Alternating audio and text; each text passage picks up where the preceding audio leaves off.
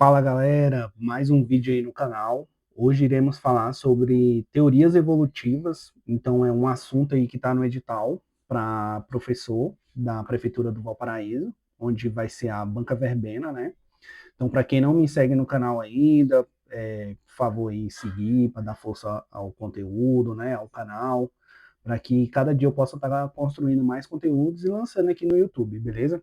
E na rede social também, pode me acompanhar lá no Instagram, onde eu trago dicas de estudos, no arroba professor.fabiowilliam, professor.fabiowilliam, beleza? Então, sem mais delongas, vamos nessa. Então, inicialmente aqui o que é importante? A gente definir o que é evolução, né? Então, o que vinha a ser evolução? Isso é uma pergunta muito importante. Existem vários conceitos, né? Que você vai construindo ao longo do que a gente vai vendo aqui nesse conteúdo, mas de forma bem simplista, é um processo, né? Então, evolução é um processo. É algo que está acontecendo constantemente, pelo qual as espécies se desenvolvem e mudam ao longo do tempo. Então, ao longo do tempo, as espécies elas vão evoluindo. E uma coisa que é muito importante a gente falar, quando a gente fala de evolução, é que não é que evolução as espécies que existem hoje, elas são melhores do que as outras, por exemplo, que foram extintas. Então, por exemplo, o ser humano, ele não é o mais evoluído. Quando a gente fala, não existe, o homem é mais evoluído do que o inseto. Então, não é o mais evoluído. Então, a gente vai ver, no decorrer das teorias, que existem os seres que eles são mais aptos. Então, tem ser que é mais apto para uma determinada característica, outros vão ser mais aptos para outra. Então, não existe isso de ser o melhor dentro da evolução. Beleza? Então, a evolução é um processo pelo qual as espécies se desenvolvem e mudam ao longo do tempo. Quando a gente fala de evolução, eu trouxe aqui de forma bem breve o fixismo. Então, quando a gente fala de evolução, existe lá atrás, existia essa discussão. Ou você acreditava na evolução, ou você acreditava no criacionismo. Então, o que era o criacionismo? O criacionismo da época, de lá atrás, as pessoas que acreditavam que um criador criou seres vivos, eles acreditavam que muito no fixismo, que é isso que é cobrado nas provas de concurso público.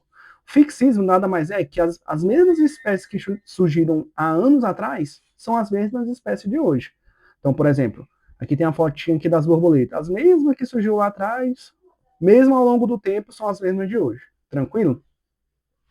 A evolução não. Ela já acredita que as espécies elas foram passando por processo de transformação, elas foram se modificando, né, ao longo do tempo. E conforme foram surgindo até novas espécies, beleza? Mas sempre tem essa comparação, fixismo, as espécies são fixas, o mesmo ser que surgiu lá atrás é o mesmo de hoje. Evolucionismo não, as espécies foram passando por modificações e se modificando ao longo do tempo. Tranquilo. Então, olha só, para os fixistas as espécies são fixas, por isso o nome, né? Fixismo. E imutáveis, então elas não mudam. Enquanto que para os evolucionistas as espécies se modificam ao longo do tempo. Então, dentro do evolucionismo, que é o que a gente vai trabalhar aqui nessa aula de hoje, existe a teoria de Lamarck, que a gente vai falar, a teoria de Darwin e a teoria do neodarwinismo. Essa parte da teoria do neodarwinismo vai ser numa próxima aula, beleza? Mas eu vou falar brevemente, mas numa próxima aula a gente vai destrinchar. Então, o que é a teoria de Lamarck? Também chamado de lamarckismo, né? Também é conhecido por esse termo também. Então, o Lamarck, né, um naturalista, teve um papel muito importante aí na parte de evolução, foi o primeiro a falar sobre essa temática. Na verdade, ele acreditava no transformismo. Então, a palavra, ele acreditava que os seres se transformavam, né? Mas ele tem uma importância, assim, fundamental na questão da evolução. Ele foi o primeiro ali de nome mesmo, a falar sobre esse tema e ser discutido ali no mundo científico. Então é também chamado de lamarckismo. O que ele acredita? Que a capacidade do organismo de se adaptar a um ambiente. Então, vamos supor que um ambiente lá é branco. O ser vivo ele vai se modificar e vai ficar da cor daquele ambiente. Então, o ser vivo ele consegue mudar, né? Na verdade, se transformar conforme o ambiente. E o Lamarck ele propôs duas leis, que é muito importante. Isso aí, para concurso público, certeza, e se for falar da questão lamarquista, vai falar dessas duas leis. A primeira lei, a lei do uso e desuso. O que é a lei do uso e desuso? Quanto mais eu utilizo um membro, mais ele se desenvolve. Um exemplo que eu gosto de utilizar muito é a academia. Então, por exemplo, quanto mais você faz uma musculação, né, vai para academia, mais o seu músculo vai crescer. Então, é basicamente isso a lei do Lamarck. Quanto mais eu uso, mais se desenvolve. Quanto menos eu uso, aquele membro ele pode chegar a atrofiar. Beleza? Então, é a primeira lei. E a segunda são as leis dos caracteres adquiridos. Então, por exemplo, eu malhei, fiquei musculoso. A partir do momento que eu tiver um filho, meu filho nasce musculoso. É basicamente assim que o Lamarck acreditava nas suas leis. Então, olha só, um exemplo clássico aí, que é o exemplo das girafas. Esse exemplo, pessoal, ele é mais didático, porque o Lamarck em nenhum momento ele utilizou girafa como exemplo. Então, esse aqui, de uma forma didática, né, e hoje é utilizado aí nos materiais didáticos. Então, para o Lamarck, existiu a girafa aqui do pescoço pequeno, e beleza, ela se alimentava ali daquelas árvores menores, só que chegou, por exemplo, aqui existiam árvores grandes, então ela esticava o pescoço, ela foi esticando o pescoço até determinado momento que o pescoço cresceu e ela conseguiu comer esses galhos maior. Então, o animal ele foi desenvolvendo, ele foi, quanto mais ele utilizava aquele membro, né, o pescoço, ele foi forçando, e o pescoço foi e cresceu. Então, isso é a lei do uso e desuso do Lamarck. Quando a gente fala das caracteres, lei dos caracteres adquiridos, eu vou voltar nesse exemplo. Por exemplo, aí beleza. Aí é que ele esticou o pescoço, cresceu, ele se alimentava, reproduziam. Quando eles se reproduziam, os filhos já nasciam com o pescoço grande. Então, esticava o pescoço ficava grande, tinha filhos, o filho já nascia com o pescoço grande. Beleza? Então, aí já é a lei dos caracteres adquiridos. Outro exemplo, esse sim o Lamarck utilizou, foi o das aves. Por exemplo, que as aves, elas foram esticando também as patas ali para auxiliar ela na pescaria. Então, quanto mais ela usava, né, mais as patas esticavam. Então, para a questão de coletar ali a sua presa, né? E conforme iam tendo filhos, esses filhos já iam nascendo com as patas grandes.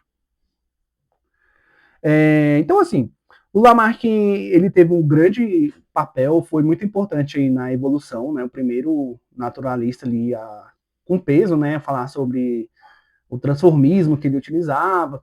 Só que a gente sabe que, por exemplo, não funciona assim, né? Quanto mais. Isso funciona quando a gente fala de academia, quando a gente usa, quanto mais usa o músculo, mais ele cresce e não usa, diminui. Beleza. Nisso sim. Mas não significa, por exemplo, que se eu ficar tentando esticar meu pescoço vai crescer. Então há um erro aí do Lamarck. Só que, porém, os estudos deles teve contribuição. Por exemplo, essa aqui, ó, adaptação dos seres vivos a um ambiente que vive. Então, um ambiente lá, ó, polar, é branco, em determinado momento, os seres ali se adaptaram, né, àquele ambiente. Então, a gente pode utilizar um pouco nessa questão. Por exemplo, o periquito verde, que devido aí aos processos evolutivos, ficou... será que ficou verde porque o ambiente é verde? Então, são discussões, né? Da ideia lamarquista, sim. Então, mas tem contribuições, principalmente na adaptação dos seres vivos. E a gente entra na teoria de Darwin, né?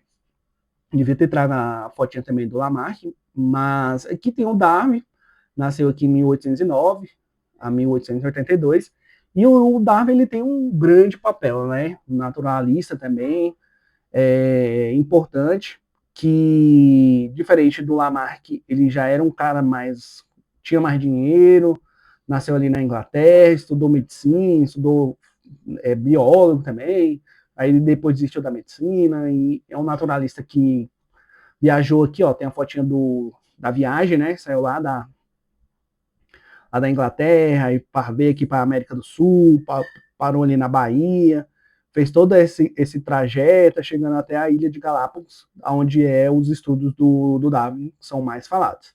Então ele viajou lá pelo um navio Beagle, né, e eles saíam coletando espécies, né? Ele era o naturalista, coletando espécies, observando plantas, observando animais. E teve a passagem aqui pelo Brasil. Então aqui é só falando da viagem que ele fez. E quando fala do Darwin, fala muito do Galápagos, que é a ilha, né? Que essa ilha aqui, que ele coletou algumas espécies, né? E foi ali que ele teve, durante toda a viagem dele, ele foi tendo vários insights, né? Mas aqui ele conseguiu analisar também, que a gente já vai falar que é os tentilhões de Darwin, né? Muito conhecido dessa forma. Então, Galápagos é uma ilha formada por erupção, através de erupção, as plantas e os animais vieram da América do Sul, a presença de aves e répteis, a ausência de anfíbios e mamíferos, então é uma ilha onde alguns seres vivos predominaram, outros não conseguiram porque é distante, né? E os seres vivos eram adaptados àquele meio ambiente. Tranquilo. Falando nisso, então, aqui a gente já começa a falar de seleção, vai falando de seleção natural, né? Que os seres vivos eram adaptados ao ambiente que estavam. Então, o que o Darwin observou? Os tentilhões. Ele observou o bico dos tentilhões, que, de acordo com a ilha, que ali tinha uns arquipélagos, é um arquipélago formado por várias ilhas. Então, de acordo com a ilha que tinha, ele observava um aspecto diferente dos pássaros, do bico, né? Então, em uma ilha o bico era de uma forma, em outra era de outra, em outra era de outra, em outra ilha era de outra. Então, ali começa ele a observar, que foi quando ele publicou o livro da Origem das Espécies, que, a depender do ambiente que aquele ser está inserido, ele tem características diferentes. Beleza?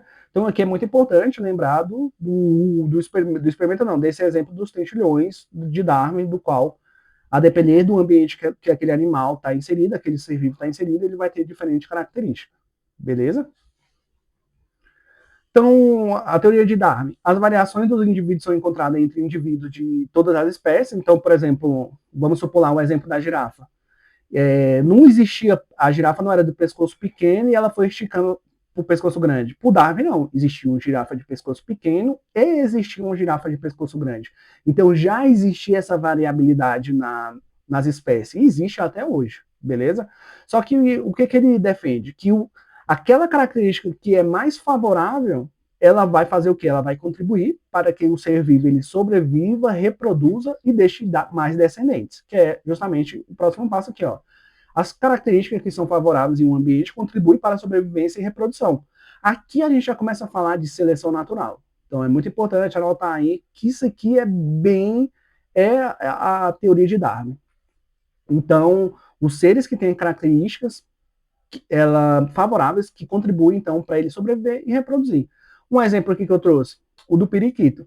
Então, existe o periquito verde e vamos supor que tem um periquito amarelo. Então, naquela região toda verde, qual que vai ter uma característica favorável para sobreviver?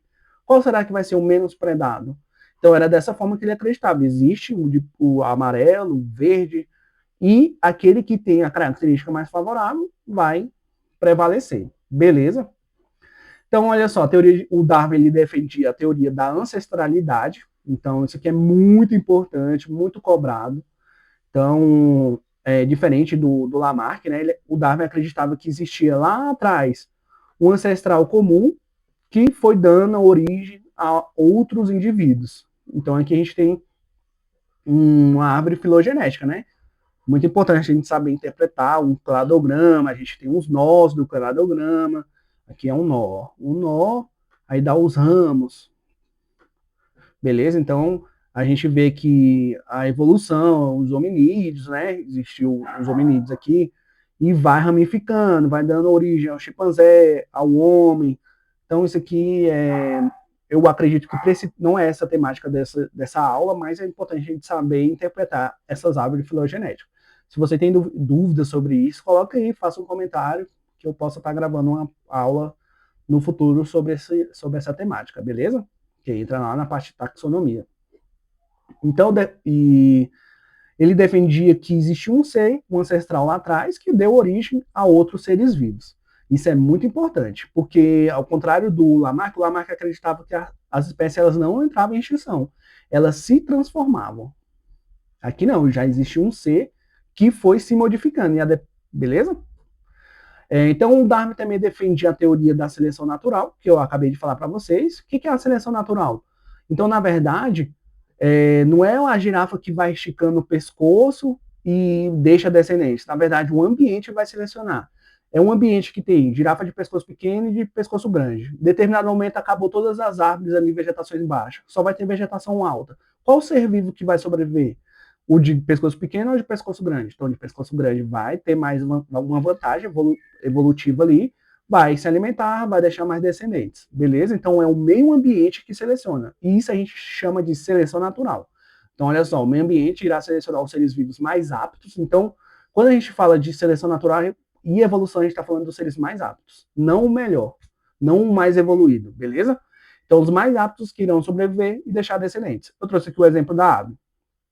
A águia está aqui, né?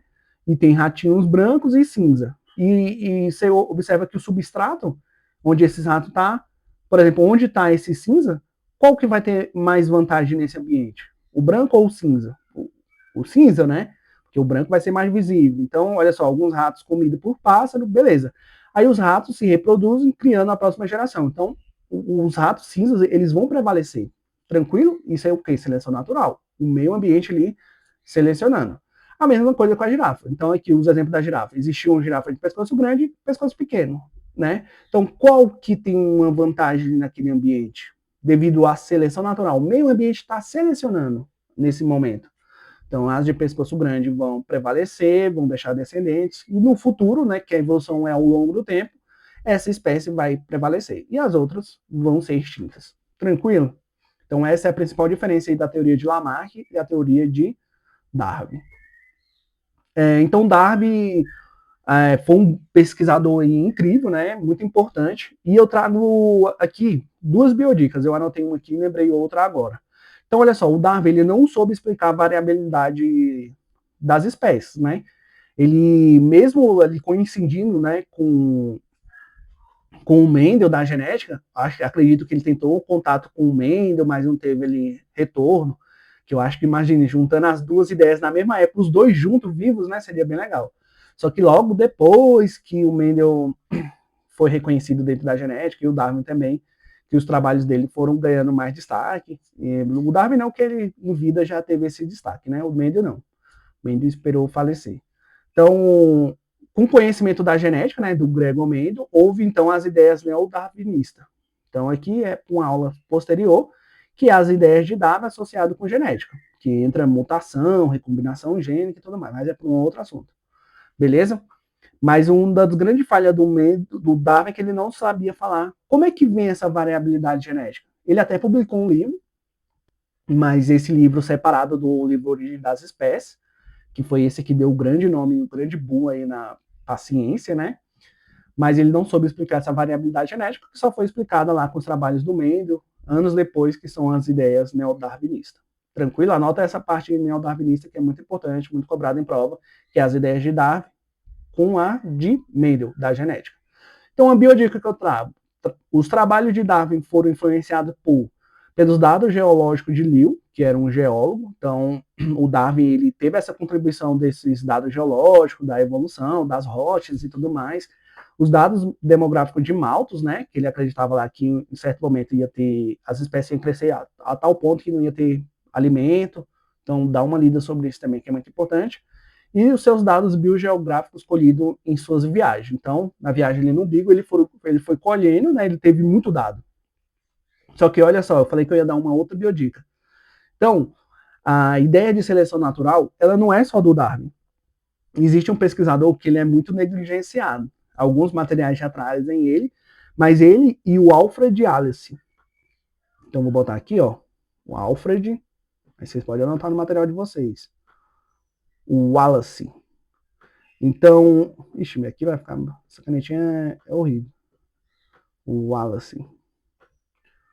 Alfred Wallace. Então, os dois, o Darwin, ele tinha grana, viajou, e no mesmo período que ele, existiu o Alfred Wallace, que chegou nas mesmas ideias do que ele. Inclusive, o Darwin viajou, fez essa viagem pelo Beagle e ficou anos. E ele foi publicando vários outros livros e não publicou o livro Origem das Espécies. Até determinado momento, esse Wallace mandou o trabalho dele, e que era as ideias bem parecidas. E o Darwin falou, caramba, o cara tá com a mesma ideia do que eu.